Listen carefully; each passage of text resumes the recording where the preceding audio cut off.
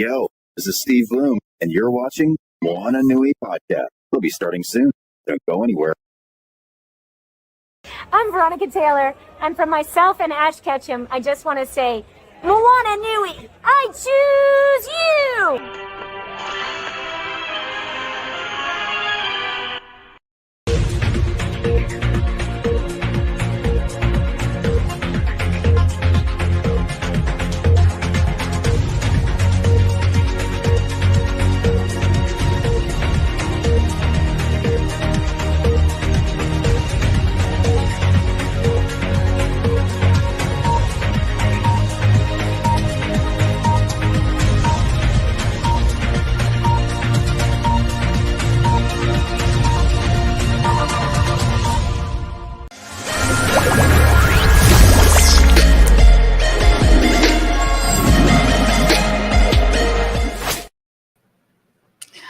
Aloha, everyone. Welcome to the Moana Nui Podcast. It's good to see you all tonight as we join for a wonderful episode to talk about children's books, the state of children's books, specifically those written by and for BIPOC communities. And for those who don't know what BIPOC means, that is the Black, Indigenous, and people of color communities, i.e. non-white.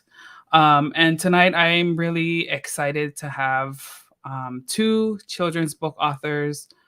I'm a fan of their work and really excited to have them here on the show tonight to discuss what they have going on, their projects, as well as their thoughts about the state of children's book publishing, what they'd like to see happen in our communities. Are we doing enough? And some of the obstacles that are out there that kind of keep us in a space where we are not as visible. A lot of the typical obstacles that we see out here in the publishing industry and the world writ large. So with that said, let me go ahead and introduce our two folks. The first guest is no stranger to our podcast. He's been with us many times, both on Kickstarter highlights as well as our independent creator panels. I am happy to have our friend Greg Burnham here on the show. For those of you who do not know who he is, you really should. He has an amazing series, multiple amazing series. The most popular, I would say, is probably Tuskegee Heirs, which he co-creates with Marcus Williams. He also has The Search for Sadaka, which is one of my favorite books that talks about Tulsa and is kind of set in that setting, a young girl seeking her way through that. And then he has his children's book series. Well, it's not really a series, but he has a number of children's books, Grandpa's Shoes and Broken Glass. And then, of course, the one that he is currently funding on Kickstarter right now, Swim Kelly Swim. So that's one that we'll be talking about in more detail. But welcome, Greg. Thank you, as always, for being a part of our show. Thank you for having me. I will come here all the time. So yes, and we love seeing you. Alrighty. And the second person, our second guest, is someone who is new to our show.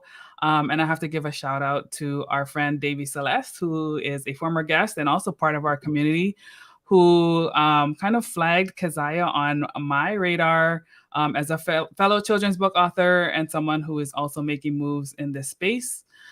Keziah, I read her book and she had me in tears in a matter of 2 minutes. But Keziah Snipe is an East Coast-based writer, child advocate, and poet. She works with children and youth in literacy intervention, outreach and education, and psychosocial development and mentoring. Keziah's goal is to engage, educate, and empower children and their families with her work. So let us also welcome Keziah to the show. Hey there. Hello. It's so good to see you in person. Keziah and I had talked earlier. Those who follow me on Facebook probably saw me talking about me getting stuck in Vegas for 24 hours. And so I was trying to like squeeze some work in and read some of these stories that I was getting. and so the stories were so beautiful. And so I had to reach out to Kazaya and let her know, like, hey, we're doing this. Would you mind joining? And of course, she was really excited about doing it. So I'm happy and encouraged to hear her perspective as we talk about this tonight. So welcome to the show. Thank you for having me. Awesome. Let's see. So how shall we start this? Because since you're new to the show, like, can you tell our viewers, like, I introduced you a bit, but tell folks like how you get started, what made you want to start writing, and just a little bit about your author journey. Sure. Well, I've always been fascinated with like poetry. I don't know what it was about the fact that, words rhyming, it's just magic to me. And so since I was 7 years old, the first thing my godmother got me a journal, and the first thing I wrote ended up rhyming. And it's like, I think I like this. I think I like this a lot.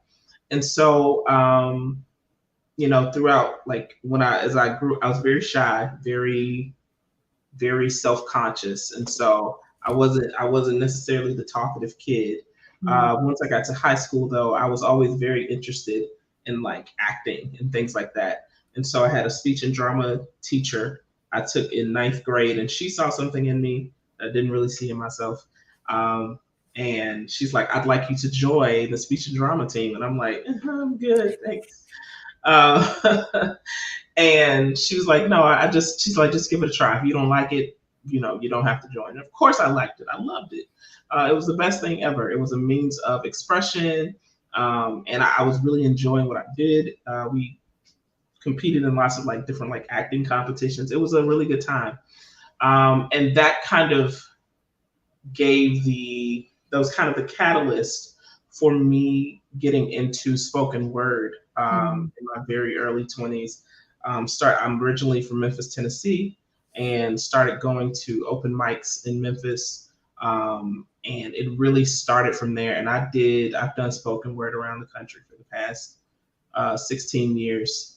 And writing children's books was something I always wanted to do, but didn't really have the courage to pursue. I thought that I needed certain accolades and certain, like, had to meet certain benchmarks for it to be valid, And the pandemic hit, and I'm like, well, now's as good a time as any. Why not pursue it? And so started writing little, and what a lot of people don't know about, like the book, we'll talk about a little later. It's a poem. It's very much a children's book, but it's a poem. And that's what I started writing, like children's poems. And it was based off of, kind of my own, of course, my own like poetic license, but also the work that I've done over the years with kids in different communities in different parts of the country. And so here we are. The first book was Close Away, and it was a journey all by itself, just especially being a self-published author. Yeah. It's a whole different thing. We family up in here, all self-published. Oh my goodness, it's a whole different thing. And so yeah, that's the journey. That's how I got to here today. That's amazing. I'm gonna ask you to do, if you don't mind, at the end, a brief spoken word, because I love that stuff, and I just think it's amazing. Just so great, so great. I wish I could be like on my feet and do it like that, but yeah, I really love it. Okay, awesome. Let's see. So, Greg, one of the things that Kazaya said was that she found herself to be like shy and self-conscious and didn't think she was going to be here. Was that something that you dealt with as well, or did you come at it from a different perspective when you started writing children's stories? So I don't know about shy. I know, like, as a kid, I was shy. And like writing for me was like something like that I did. I played sports and stuff like that. So I kind of like wrote, but didn't really tell people a lot. Plus I didn't have any like I talk about it all the time. Like there was nothing. I didn't have anybody to look at and be like, oh, they did this, so I could do this too. So Mm, nobody would have told me, nobody ever told me I could make money being a writer. I could self-publish, like any of that stuff. So I think as far as shy, not I was shy about my writing. Let's say it like that, right? And just listening to Keziah talk about the spoken word, like my big cousin who is, he's the reason I'm not an idiot, I think. And he did spoken word. He still does. And he's the dude that I looked up to. So he was like the first person that I knew that published a book. He published a book of poems. It was really thick. It's a lot of poems. And that was like, for me, that's like my cousin just won a Grammy or something. Like, you can't tell me anything, and you definitely can't tell me that this can't be done. So I think, like my story, Marcus, I met Marcus and I was looking for an artist to do this comic book. I still have this rusty, dusty, beat up comic book. I keep it right here on my desk. Just sometimes when I start wondering, like, I think we all have that thing where it's like, do I really belong here? Am I supposed to be doing this? And then I can look at this and be like, no, man, we wrote this. We didn't even know what we were doing. And I wrote this and it's dope to this day, So it's like, but with children's books, it was a little different. Like we did the comic, we were selling the comic, but we were losing money because we had no idea how the business worked. We were printing at Kinko's, stapling, like formatting, doing the whole thing. And it cost us $10 to make a book. And then we were selling it for like $4. So, but it was cool because it's like, okay, we can make something, but at the same time, we need to figure out this business stuff. mm-hmm. So we did some other business stuff, and then it just came back around. I had these stories in my head, so it was still that imposter syndrome thing. Like when I'm writing this, and it's a children's book, and I'm used to wanting to write, to be like, show you how good I can write. But it's like, that's not what this, like, it is, showing how well you can write, but it's also making it really concise. So, I'm like, I don't know. And the funny thing is my first book was like a poem as well. Both of the first two actually are like that. They're not like super conventional, words rhyme, but it's more like rap, how words that you typically would think aren't supposed to rhyme, but you can make them rhyme, that kind of stuff. So, but yeah, it was that same thing where it's like, I don't know. I like this story and people say it's cool, but I had no idea how it would be received. And that was like almost 10 years ago.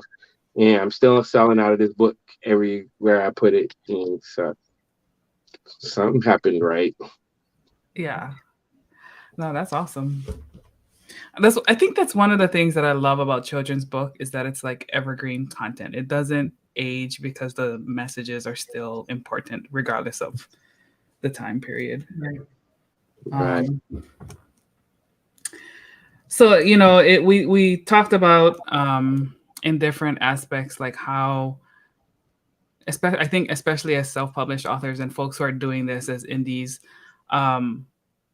wondering about whether you belong, wondering about if you like, do I have the right accolades? Like, what makes me have authority in this space?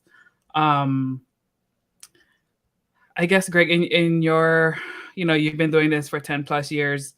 Does that still challenge you? Or what are some of the things that have been like enlightening for you that have helped you to like stay on the path and not give up, even when it was probably slow at first? Like, I guess the success, and not the success like $1 million success, but the success of like people like reading the stuff that you write. And because I think like, you might get some great reviews, but it's really about like, are these books touching people's lives? Mm-hmm. And so I get to see that like all the time. We do 7 million comic conventions. I'm really easy to get to online. So we get it all the time, like people telling us these books like broken glass. I was telling a story recently at AwesomeCon. This young dude comes to the table and he sees broken glass and he's like, "You wrote this?" And I'm like, "Yeah." And he's like, "I need to get one." And I'm like, "You're kind of too old for this, bro." He looked like he was like a freshman in college. He's like, "No, I had this book when I was little and it was my favorite book." And he said I would read it every night. I would make my parents read it. And then they would, be like, "Oh, pick another book." And you'd be like, "No." And he's like, "I just want the book so I can have it. And please sign it." You know what I'm saying? So it's like, we've seen that over and over again. And I always talk about, this really, this defining moment for me.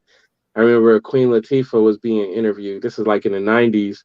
And they asked her, like, why do you write the music that you write? And she was like, "I write the stuff that I'm going through, the stuff that I see, because there's going to be other people in the world that are going through the same kind of things." So when I read Close Away, it hit me because, there's stuff in there that directly impacted me as a child, like that I saw. So I saw myself like ASAP, and it was hot outside, so I couldn't tell if it was sweat or if it was like, some other kind of moisture, but something was happening up here is all I'm saying. And that's what it is. Like, these kind of stories that you're reading, they can touch people on these different levels. And so that's the most important part to me. We could always make some junk, you know, just make some junk, have some pretty art, and, probably sell more, I, with like, especially with my first book, I had all these people with this knowledge of the industry that are saying, "Man, if you make this kid a tiger, or a bear or something, you'll sell tons because this is a great story." And I'm like, "Yeah, but I'm gonna keep him just being a black kid, and Right. if I sell less, whatever. But I know that my people need this, So Yes, they do. Absolutely. So you mentioned Close and Away, which is Keziah's story. And I too found myself with some weird moisture in the area. So, Keziah, what inspired the story? And can you tell us a little bit more about your work with the students and what kind of drives you and makes this work valuable for you? So the story was, so I was doing a creative writing camp, and one of the things it was with kids, maybe first grade to maybe fourth grade. And, creativity, writing is emotion.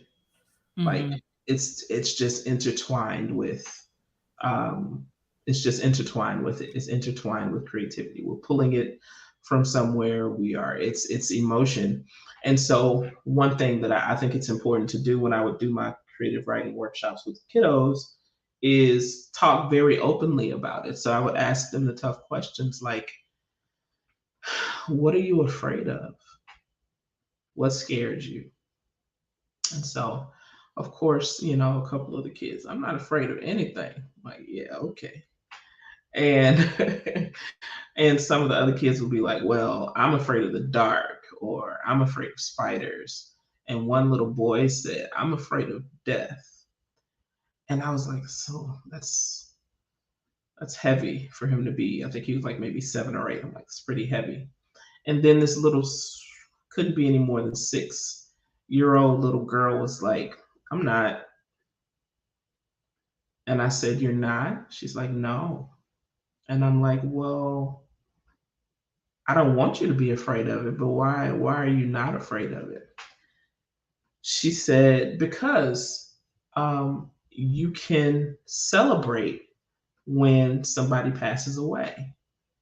And I was like, "Really?" And she was like, "Yeah. Every year," she's like, "my brother passed away, and every year we have T-shirts with his name on it, and we have a cookout. And my mom talks about him, and we have a good time. And that's how we remember my heaven brother. And so I was like, that's, but she was so, the thing that got me is she was so stoic, like just very serious to be so young, you know?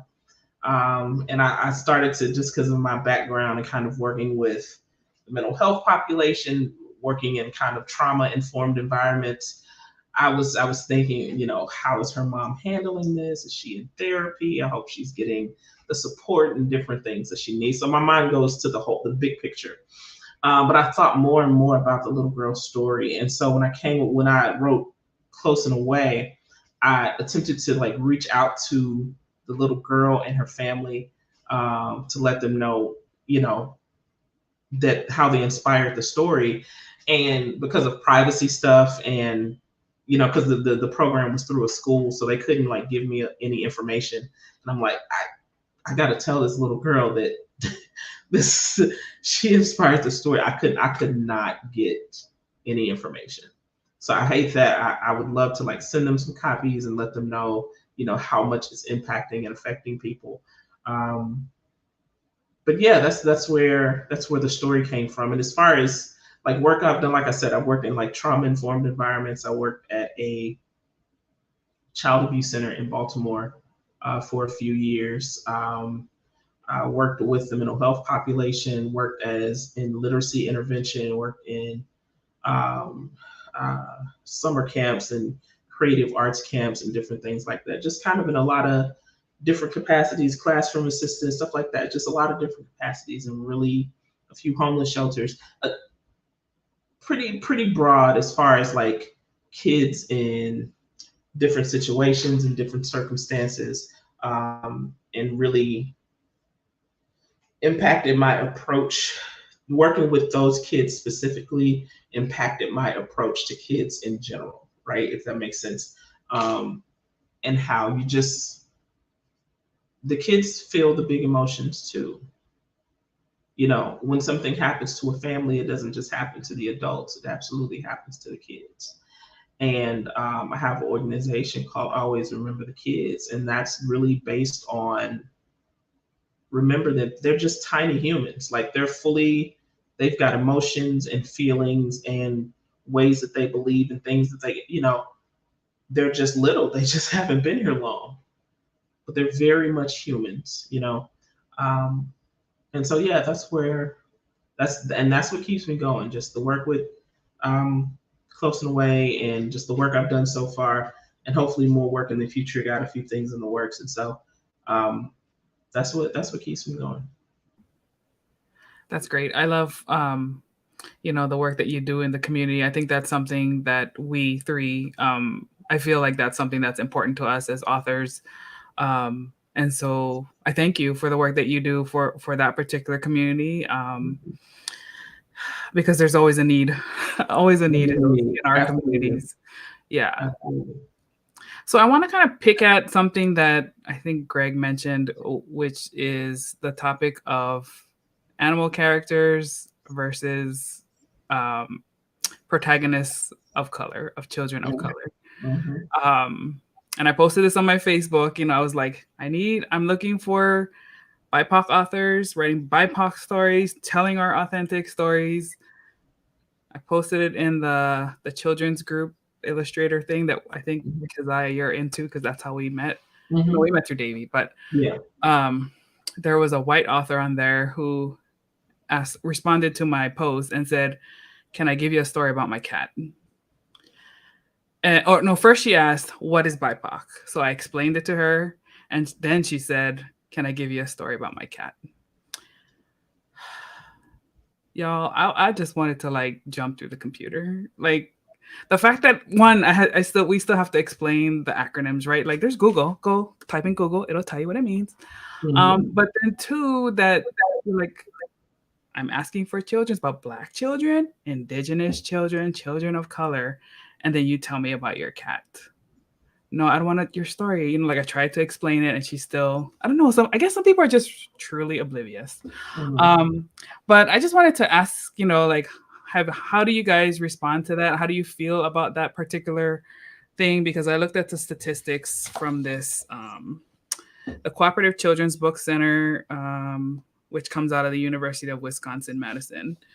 And it says that non-human characters such as animals and vehicles rank higher than any other minority group. So any other non-white group, there's more books about animals and vehicles than there are about children of color.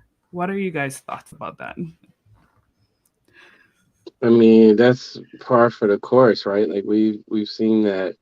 We see it in animation. I know we joke about it a lot in the community, but how when they do put a Black person in an animated show, they usually turn that person into an animal at a certain point.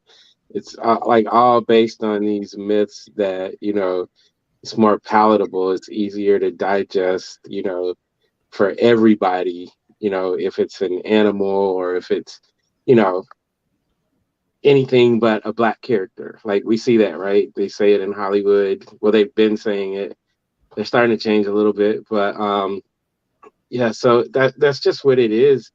And so it's like important for us to like push back on that. And I've seen it you know, through hundreds of conventions and everything, like when, you know, like white kids come up to the table and they see this book and they're like, I want this. And then I watch the gymnastics a lot of times with the parents. It's like, oh, well, look, there's this. Or, you know, it's like, are you sure? I've had kids like ready to fight their parents at the Decatur Book Festival in Atlanta. This little kid was like ready to stand off with his dad. And his dad was like, well, do you have money for this? And he's like, yeah, I got money. I got my own money. He pulled out his wallet and his dad literally talked him out of buying this book. And I know what it is, you know, but there's so many non-Black people that buy these books, like you would not believe.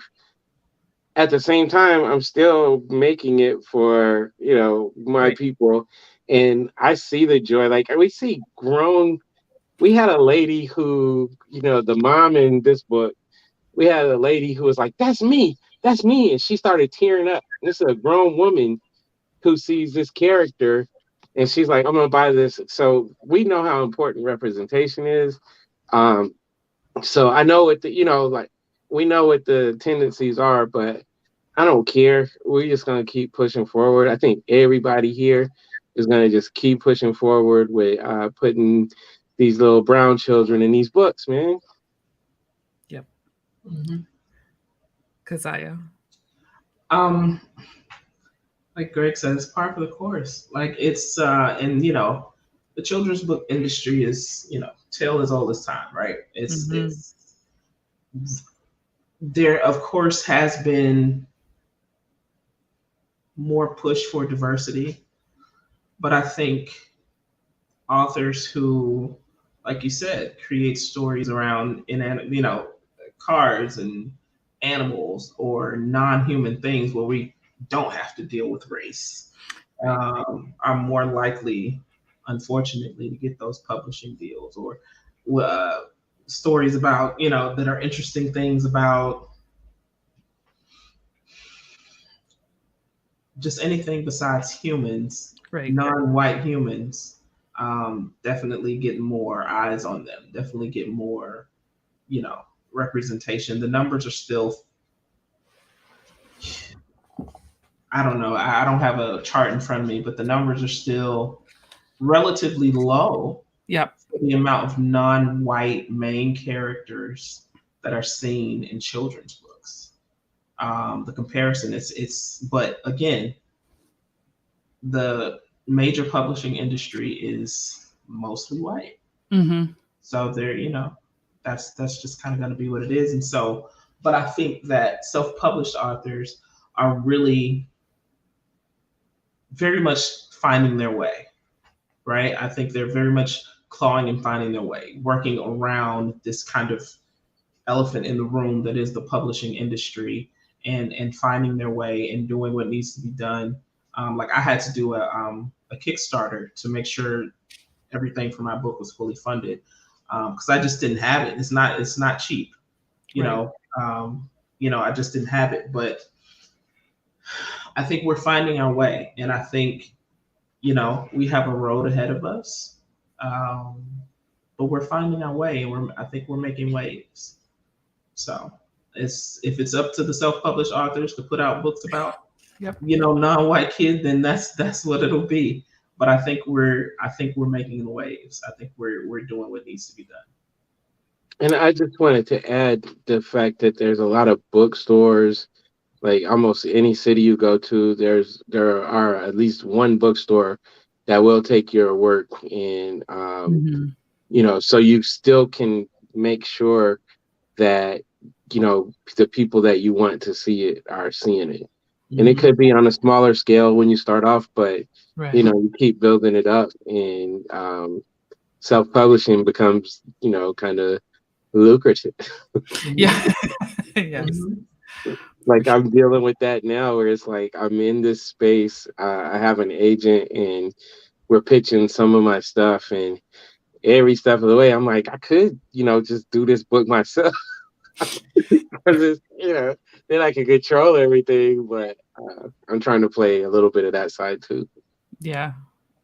It's good to have a balance, because, you could do it on your own, but it's nice to have something where, you have some help with folks taking some aspects so that you can continue, to create more. Absolutely. As well. So with that said, let's talk about your Kickstarter a little bit right now. It's a children's book for Swim Kelly Swim. And let me see if I can bring it up on here. Hopefully my computer will cooperate. Window. There we go. Let's see. Can y'all see that? All right, cool. Mm-hmm. Okay, so Swim Kelly Swim. Tell us about this story and what inspired it. Man, this is another, like, all my children's books so far have been things that happened when I was a child. The first two were what happened with me, but the third one is actually based off of something that happened with my brother. His name is Kelly, so he's got the big head right now. He's walking around like, yeah, I got a book named after me.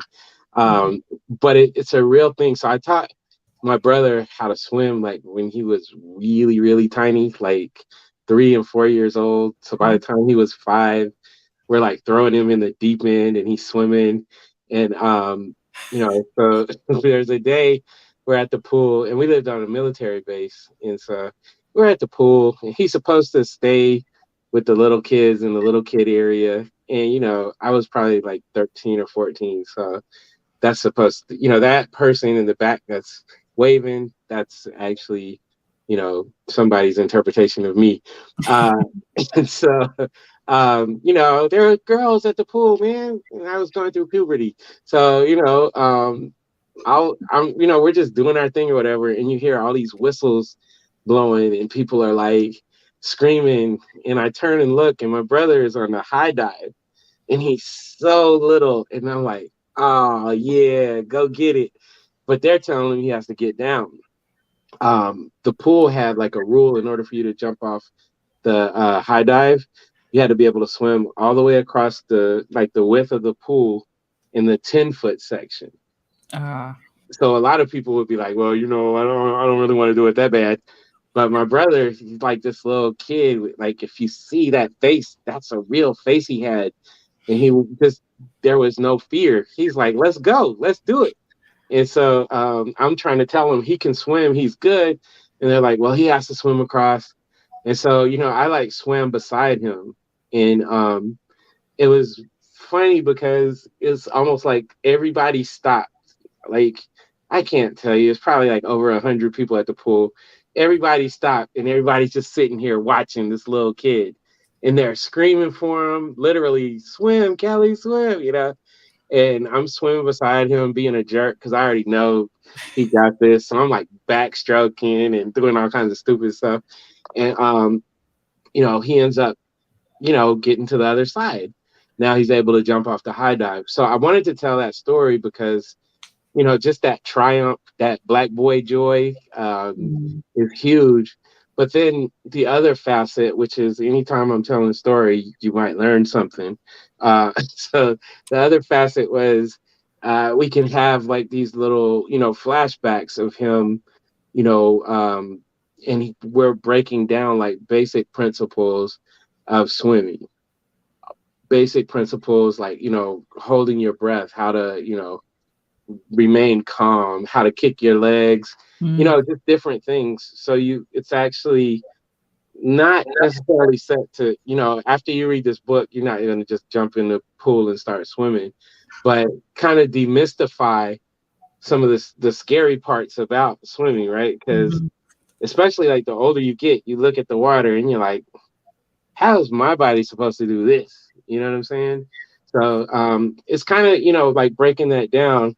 And then on the third level, it's really just, you can take this premise and do it with drawing, with riding a bike, with anything, right? It's like if you learn the fundamentals and you're not afraid to fail, but you can be confident because you know what you're doing, then you can achieve anything. So we have all of those. That lifeguard back there. Now I had to put my sister because my sister is like, I know y'all not gonna have a book with y'all in it, and I'm not in it. So we got her as the hating lifeguard. If you can look at that picture, she looks like a hater. But the fun thing with the book is because there's some back and forth, so it's almost like there's gonna be this swim Kelly swim chorus going, and then she's gonna be saying like hater stuff, at first like he's not gonna make it, then she's gonna turn to he just might make it, he made it, so she'll turn from a hater to a believer, all of that, wrapped into this fun story. So I try, you've seen, so I try to like craft it to where it's enjoyable, where the whole family can have fun reading it, because we really encourage, adults to read to children. I was talking with one of my educator friends, and I was like, I know, people might have thought I was insane, but I was reading to my kids when they were in the womb, like, like doing ABCs and spelling their name and all that kind of stuff. And it's important to start reading to them as early as you can. You create a bond with them, but it also helps with their, their vocabulary, with their diction, all that stuff. So, well, that's my mom. Hey, mama. Hey, mama. She said, I can't wait till it comes out. Yeah, that's my mama, y'all. I love it. Hi. Mama Burnham. See, I have to be like watching what I say. I can't even just say wild and crazy things. I get a whooping. That's so true. No, I love that you incorporate your family into the story. I mean, of course, because I do that too, but who doesn't? What author doesn't incorporate some important and loved ones into their books? Right. As I saw, like when you first talked about doing this book, I think it was on Facebook. One of the stereotypes is that Black people can't swim or won't swim. And one of the statistics, I think, was like 64% of African Americans don't swim. What do you guys think are like the fears about swimming? I mean, you have everything, like just the part of it where it's like pools were kind of like kept away from us, and you hear the stories of when they would pour acid in pools that were like either desegregated or Black only. We weren't encouraged like to swim. It was taken away, so it's like like the person that made me know that I could swim was my dad, because he could swim. He tells the story that his friends threw him in the pool and was like, swim. But he learned. But like if you come from that, like a culture where people are doing it, then it's kind of easy. But there's so many people. There's so many different reasons. Some of it has to do with hair, believe it or not. Like people who don't have like if you don't have natural hair, or if you're paying a lot of money for hairstyles, you're gonna get in the pool and the chlorine and stuff is gonna jack you up. So Mhm. there's a bunch of different reasons for it. In this day and age, like being able to swim. Did you guys hear about the story recently? The young man in Mississippi? Mm-mm. Okay, I'm gonna tell you the story real quick. I shared it, but they be like, Facebook is really shady nowadays. Yes. I should have tagged you in it. So there was these kids, these high school kids, they went out after they, would leave whatever the party or whatever, they would go sit out by the lake. And so when it was time to leave, these girls got in their car, and I guess I don't know if drinking was involved or whatever. This is a real story, y'all. This is some superhero type stuff. Uh, but I don't know if they were drinking or anything. But whatever reason, a girl started driving off the pier, What? and I'm thinking maybe it's dark, so maybe she thought it was the road. I don't know. But drove this car with three young girls in it. Drove this car into the lake. And so people are screaming. So this one black boy, 17-year-old, he made sure to tell you he put his phone down, he took his shoes off, and he jumps in, and he gets the first girl, swims, and brings her back to shore. Then he goes back. There's two more. One's being hysterical. So I guess the car hadn't all the way gone under. So he basically told her, stay on the car, the hysterical one. Yeah. And he brought the second girl back. By now, a cop is there. And so the cop jumped in the water with everything on. And so he's trying to save the hysterical one, but she's being hysterical. I don't know if you've ever tried to carry like a hysterical person in deep water, but that's taxing. So the boy ends up having to get the girl from the cop, bring her back. Now the cop is struggling. So the boy goes back and gets him and brings him back. This just happened a few weeks ago in Mississippi. And so, it goes even beyond just recreation or having fun or, being able to accomplish things. Like being able to swim can save people's lives, Yeah. And so, I've seen it. I've been at the pool where somebody's, wasn't paying attention to their little kid, and that kid jumped in, and then, I'm like, boom, go get him real quick, no problem. Like if nobody could swim, that's another baby that we might not have right now. So, the safety standpoints are huge. Yeah. Dana said her mom got scared from Jaws. She was in the ocean and thought she was being attacked. Oh. She wouldn't let her go near the ocean or lake growing up, and she didn't learn swimming until basic training. Yeah, I Wow. think a lot of that is parents too, right? Mhm. Yeah. My friend the other night, she said that when she was really little, her father had a dream that she fell off a boat and died. No. So he would never let her go near water. So now she's in her 40s and she's like, I want to learn how to swim. But, so because it is really fun. Like me and my brother now, like I'll wake up and I'll be like, yo, you got to work today? He's like, nah. I was like, let's go to the pool. And, we're grown, and we still jumping in that water. So it's really fun. How about you, Kazai? You swim or no? I like to do this thing I call not drowning.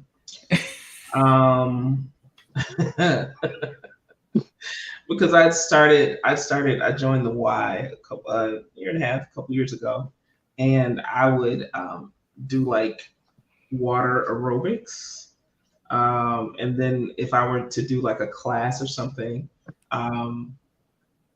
with a group of people, and there would be a part, they're like, okay, everybody let go of the side of the pool. And I'm like, because listen, I'm 5'5". We're at the part of the pool where it's at like 5'7". If I let go, I think I'm gonna hang on. I think I'm gonna hang on. So yeah, I do this. Yeah, I do this thing called not drowning. I'm sure I'll learn to swim one day, but yeah. You're in the water though. Some people won't even touch the water. You know, like my brother-in-law, he's like, nope.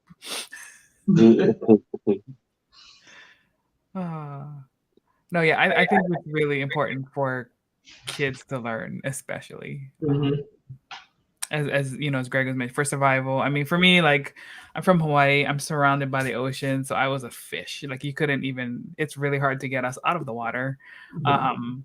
And my niece and nephew, although they now live away, but you know, when we go home, we've taught them like ocean safety and I think it's really important for people to differentiate also between pool swimming and ocean swimming because pool is like, you know, it's different. Just chill. Yeah. Ocean is like never endless energy. You can't predict it, and you can't treat it the same way as a pool. So, and doesn't it seem like in the ocean, like you swim faster? I don't know, because it's like, you know, you got the salt that's helping you, you know, stay up at a different level. I was at Cocoa Beach a couple years ago, a few years ago with one of my friends, and I didn't mean to. I just started swimming, and it's like I couldn't stop. And then I got to a certain point where I turned around and looked, and I was like, "Oh, that's really, really far, bruh." And then I started swimming back, and then like the stuff I started hearing, you know, like I didn't want to be the first person in my family to, you know, get my leg, you know, bitten off by a shark or something. So I started swimming like really hard. But I was like, how do I get out here so fast? But it's so free. Isn't it like the most free you can be almost, I think? It is. Yeah, to me it's something magical about the ocean. It's your buoyancy, like your ability to float, like I don't know. And it has such healing powers too. Yeah, it does. Like for us, you know, like when we used to get sick, we didn't take medicine. We just went to the beach. You know, like the ocean will clean it out. Just go, you know, swim a couple of days and you'll be fine. That salt water is like really real now. And shout out my mom. She said she learned how to swim 4 years ago. Go, Mom. It's never too old, y'all. It's never too late. Never too late. Oh, yes. But yeah, I do love swimming. So y'all, if you are watching, please help us get Greg's project funded. As you've heard, it is such a great and important story, not just for the representation piece, but for safety, survival, and fun. Like just swimming is so much fun. It's a great way for kids to bond, have healthy competition, all kinds of stuff. So what are some of the rewards, Greg? Let me go down to the... So, you know, I got the basic stuff. You can get like an ebook. You can get a copy of the book. One of my favorite things is that if you don't have any kids in your proximity, but you still want to, you know, see this thing get funded, you can pledge $25, which is the cost, you know, and I will make sure that a book gets to an elementary school, a children's hospital, or a daycare. I'll definitely, since I'm in Atlanta and we do a lot of behind the scenes work with schools and librarians, so that'll be an easy one for me. I also want to, I'm going to send at least one book to St. Jude. They saved my niece and my nephew, one of my nieces and one of my nephews' lives. So definitely going to send a book there. And that's my favorite part of this, is because I want to be able to just gift these, you know, Title IX schools and daycares and children's hospitals with books. You can also, like, if you want to get the other two books, there's a tier for that. So you could get all, you know, these two and Swim Kelly Swim. I have one. If you want all the stuff, you know, you'll get copies of Tuskegee Airs, The Search for Sadaka. If you're a big baller, you know, you can get, you know, a Funko Pop, like a custom made Funko Pop, as well as all the other stuff that comes. Have stickers. I didn't do like normally I go crazy with the, you know, like the different rewards, t-shirts and all these other things. But I really, you know, right now I'm like spending money myself, you know, on art and everything. So I was like, let's go ahead and focus on getting this book done quicker. Yeah, that's kind of the approach that I've been taking too. I'm like, I love all the merch stuff, and so I put them in add-ons. But as far as like the core rewards, like let's focus on the book. At least for me, simplify, simplify. Let me ask you, because I may have been late, but I did figure out your. I did fill out the survey, your survey. I did that today. Yay! But so you're using Backer Kit. I usually am my own Backer Kit. But Backer Kit, is it worth it as far as like the, you know, like the add-on rewards and like all of that stuff? Do you get a lot of traction with those? So I, at least from what I have put into it so far, so I'll say like the initial fee, which is to use the service, just basic, is based on like a percentage of your amount that you raise on Kickstarter. And then they charge you like 3%, I think, off of like, if you raise additional funds on Backer Kit, then they take 3% off of that. Excuse me. And I will say, like, I've already covered that initial fee and whatever the additional 3% is going to be. So, so far I've raised about $850 in addition to like what I raised on Kickstarter. And so for me, like, I feel like it's worth it. It pays for itself, and it gives you, like, I like a lot of the data analytics that is there. There's still some things that I think could use improvement from the creator's perspective and what kind of data we would want. But for me, I think it's worth it. It also lets you add more add-ons, right? Like, so if there's things that, you know, you were working on behind the scenes and you just didn't want to complicate your Kickstarter, but you still want to give folks a chance to offer it. So like for me, in the survey, I mean, you know this because you filled it out, but I asked if folks wanted to have a pronunciation guide because my book is bilingual. And I've had a couple of folks ask me like, hey, can we get translations, pronunciations to help us better, you know, absorb the content and learn the new words of Hawaiian language. And so someone made that suggestion to me. I'm like, sure, why not? You know, I already did it for the campaign because that was part of my content. So I just packaged it up and put it into a guide. And just on that particular reward alone, I raised almost $300. So I think it's worth it. Okay. Yeah. I'm mulling it over. I'm pretty good with Excel and all that stuff, I think. Yeah. So I've just been doing them, you know, like handling it myself. Same before, yeah. But yeah, that is something I wanted to ask you about. Yeah, for me, I feel like it's an investment in another way for data collection to happen without me having to be like looking at all the nuances. Like let them spit out the report and then I do the analysis instead of like the data entry part too. And because I do so much, you know, so many things, like for me, it's all time management, right? Like, okay, this is like less time I have to spend on that so I can go keep writing or do whatever for the podcast and kind of thing. But I mean, it's not a magic button, you know, everything takes work, but it does help from my perspective. Yeah. Good info. Cool. Alrighty. Wow. We're already at close to the end of the hour. So, let's see. Before we go, Keziah, can you tell folks where they can find Close and Away and purchase from you, follow you online on social media? Absolutely. And we'll put that down for you. Absolutely. So you can go to, if you want to purchase Close and Away, like a signed copy directly from me, you can go to alwaysrtkids.org. So that stands for Always Remember the Kids, but it's alwaysrtkids.org. You can also, it's also available on Amazon. Look for Close ampersand, the and sign, and Away. It's there. It's also on bebombbookclub.com. That's BEBOMB bookclub.com. So it's also there. So yeah, if you want a signed copy, you can go to the website, alwaysrtkids.org. If you want a copy, you can go to Amazon or Bebomb Book Club to buy it. All right, y'all. I'm gonna say what needs to be said. Go to the Always Are at Kids. Always buy direct from the author. We get more money that way. Thank you so much.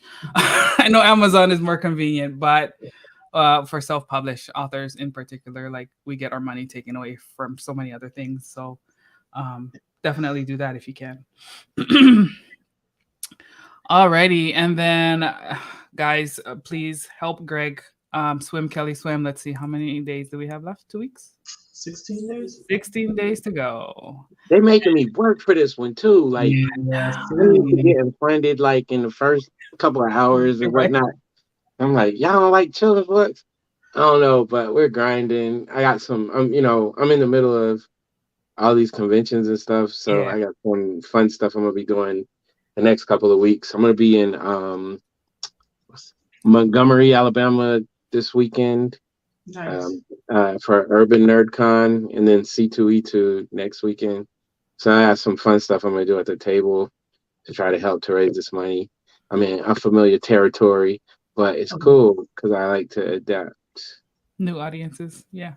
So it's I'm sorry. The website is always just regular, the letter R, letter T. Oh, kids. okay, sorry. Always No, it's okay. rtkids.org. Okay. Yeah. Got it. Okay. Is that y'all? There you go. Does that look right? Yeah, that's it. Thank you so much. Sorry, y'all. Alrighty. Well, thank you guys so much for joining us tonight. I really enjoyed the conversation and hearing your perspectives. Because I think we'll have you on. We'll do more children's book stuff. I feel like that's an area that's really important. Okay. Awesome. I'd love to come. Excuse me. And then, of course, Greg, when we have children's books, you're in there too. I'm down. Always. Awesome. So I need more water. I ran out. But anyway, thank you all for tuning in. Once again, please be sure to share, like, and support Greg's campaign so that we can continue to put these stories into the hands of the children who need them the most. Not just POC children, white children need these stories too. Clearly, they're asking for it from their parents at conventions. I see it too. So these are really stories that are applicable to everyone. So for our guests, thank you for being on the show, and thank you for writing these books and sharing your perspectives with us that way. And until next time, we will see everyone later. Take care. Thank you. Thank you.